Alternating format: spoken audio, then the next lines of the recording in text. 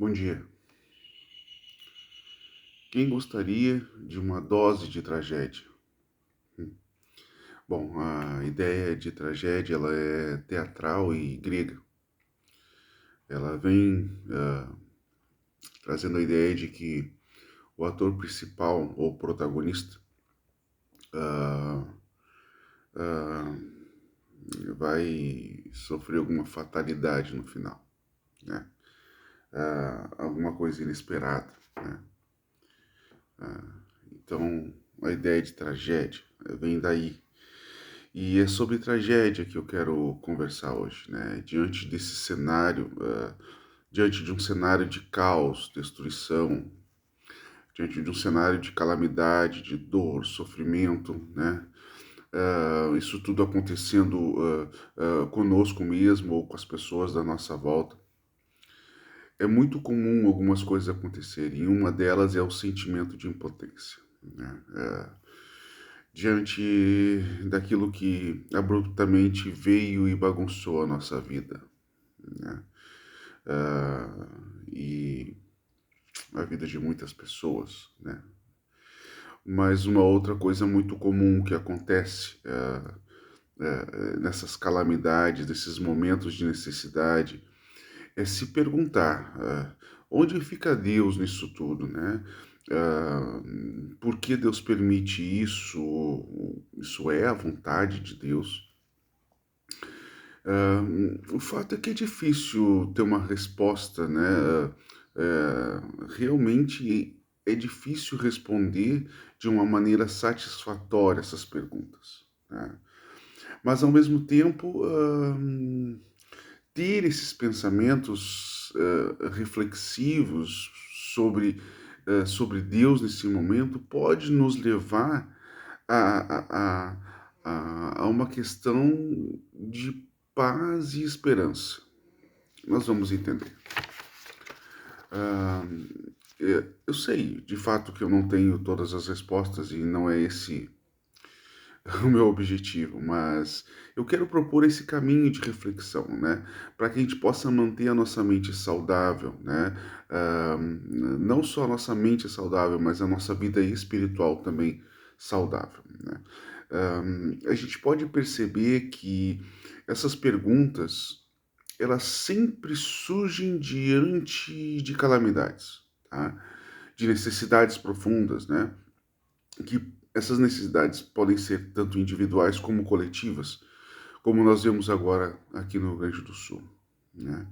É importante entender que tragédias acontecem o tempo todo, todos os dias, uh, de uma forma individual ou coletiva. Claro que quando é de uma forma coletiva, elas promovem, né, um apelo maior de sensibilidade. Isso é normal, né?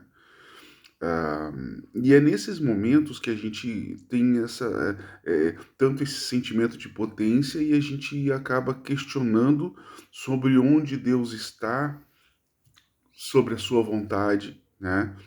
Ah, isso acontece porque, de certa forma, a gente acredita, a gente aprendeu, a gente acredita, de que Deus prova que nos ama quando ele não permite que coisas ruins aconteçam na minha e na sua vida, não na nossa vida, né? Então a gente acredita nisso, mas de fato isso é verdade?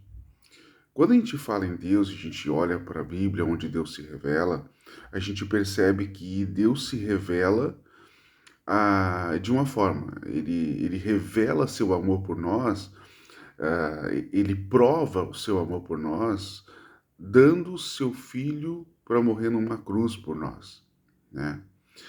E não necessariamente nos livrando de dias ruins, né?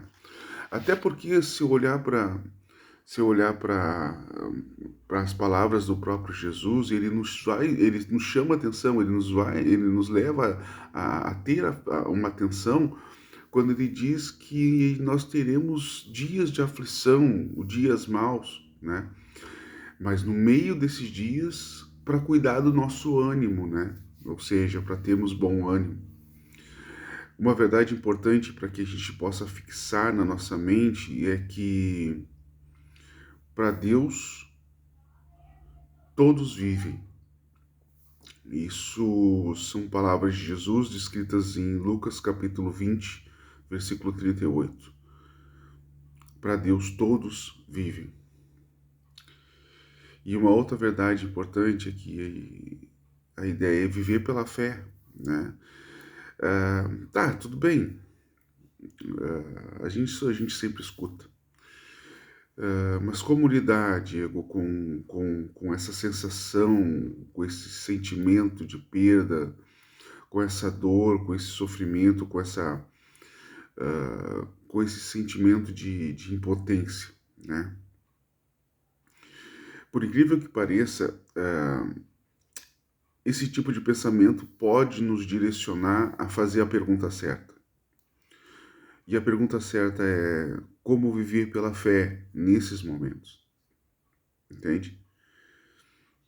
Como viver pela fé. E eu quero trazer para que a gente possa pensar juntos, trazer para que a gente possa refletir o exemplo de duas pessoas. Uma dessas pessoas é um cara chamado Abacuque. Ele viveu num tempo difícil também. E num momento da sua vida ele vai dizer o seguinte: olha, ainda que eu olhe para o campo e não tenha animal nenhum lá, ainda que eu olhe para o celeiro e esteja vazio, ainda que os rios se sequem e eu não tenha água para beber, ainda que haja uma calamidade na minha vida, ainda que haja uma tragédia na minha vida, eu vou fazer uma coisa. Eu vou me alegrar no Deus da minha salvação. Olha que interessante. O outro personagem é um cara chamado Gideão. Esse cara chamado Gideão, ele faz uma coisa que chama atenção. Por causa dos inimigos, ele começa a trabalhar com trigo no lugar onde trabalhava com uva. Porque se ele trabalhasse com trigo no lugar onde se trabalhava com trigo, os inimigos assolavam e roubavam ele. Então, ele teve que fazer o que ninguém fez.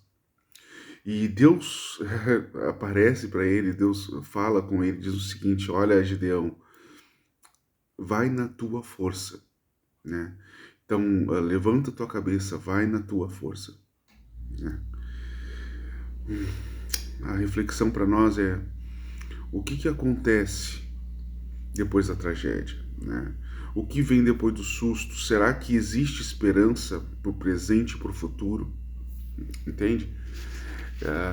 É como nós vamos lidar com isso que veio abruptamente e de uma forma uh, uh, uh, de uma forma forçada a nós, né? Bom, é importante entender que sentir dor, né, sentir a dor de uma perda, seja essa perda uma vida humana ou um material, é importante sentir essa perda e expressá-la, né? Expressar a dor da perda, ela é um sinal positivo de saúde mental, tá? Então, por que isso é saudável? Porque traz um certo alívio, né? Libera tensões, ele nos conduz a uma consciência, né? Sobre uma nova realidade que foi imposta, né? Que foi imposta, mesmo que a gente não a desejasse, né? Então, chorar é preciso expressar, porque é a expressão da dor, né? Então, chore mesmo, né? Mas é muito importante também saber que o choro tem o seu lugar e tem o seu tempo determinado, né? Ele dura uma noite, né? Claro que não literal, né? Tem o seu tempo, né? Então ele tem o seu tempo, ele dura uma noite, tem o tempo de chorar. Isso nos ensina que vai passar, vai passar. Acredite, é em momentos assim que a gente acaba conhecendo o apoio genuíno de pessoas que sentem compaixão. Sabe, é nesses momentos que aparecem gestos simples, mas com uma importância tão grande. E quando a gente busca e a gente encontra abrigo nesse tipo de. nesse, nesse movimento generoso, em tempos difíceis, isso nos ajuda a aceitar uma nova realidade. Que dói agora, mas não vai doer para sempre. Sabe, depois de ter chorado, depois de ter chorado à noite, pela manhã a gente pode juntar as forças, louvar ao Senhor e viver pela fé. Afinal de contas, eu vejo isso em Abacuque e Gideão. Um outro personagem que age da mesma forma ou com a mesma perspectiva de vida é Davi. Tem certo momento na vida dele que ele chora a noite toda, mas de manhã ele recupera suas forças. Então há sim o momento do choro, há sim o momento de dizer que está ruim, que talvez a gente não suporte sozinho. E Paulo, o apóstolo Paulo, ele chega uma hora que diz que o sofrimento dele é tão grande que por pouco ele não suportou, né? Então a dor também revela que a gente a gente precisa dos outros. A dor também revela que a gente pode ajudar os outros, entende? Existe um trecho do hino do Rio Grande do Sul que diz assim: aguerrido e forte. E eu olho para a instrução de Deus, ser forte e corajoso. Aguerrido e forte. Aguerrido e bravo, né? Ser forte e corajoso. É o momento de ser forte e corajoso. Mas não sozinho, não precisa ser sozinho. Aguerrido e bravo. Forte e corajoso. Que Deus te abençoe. Que o Senhor possa fazer brilhar sobre a tua vida a sua luz, como o sol do meio-dia. Que você consiga viver pela fé. Que nós consigamos viver pela fé. Mesmo que o choro dure uma noite, que de manhã a gente possa juntar as nossas forças, louvar a Deus e viver pela fé. Deus te abençoe. Fica na paz de Cristo.